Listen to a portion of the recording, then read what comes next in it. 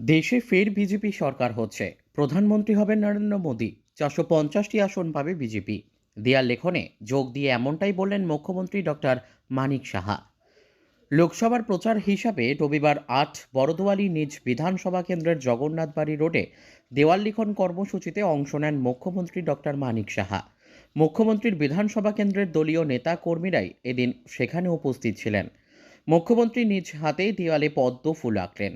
এক প্রতিক্রিয়ায় মুখ্যমন্ত্রী বললেন, 24-এর লোকসভা নির্বাচনকে সামনে রেখে দেওয়াল লিখন কর্মসূচি আগেই শুরু হয়ে গেছে রাজ্যের বিভিন্ন এলাকায়। পুনরায় দেশের প্রধানমন্ত্রী হচ্ছেন নরেন্দ্র মোদী।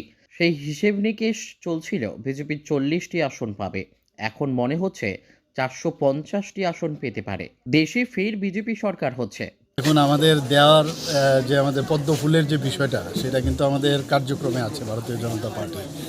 তো এই শুরু হয়ে গেল, আমাদের কাজ তো শুরু হয়ে গেছে এমনিতে। 2024-এর ইলেকশন, আগামী দিন আবার আমরা মাননীয় প্রধানমন্ত্রী নরেন্দ্র মোদীজিকে প্রধানমন্ত্রী হিসাবে আবার দেখতে চাই।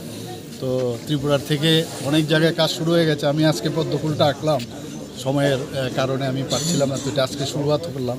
তো সব জায়গায় প্রচার চলছে।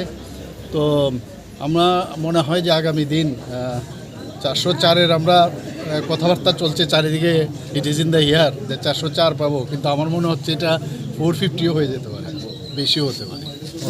Bureau report, news daily Bharat.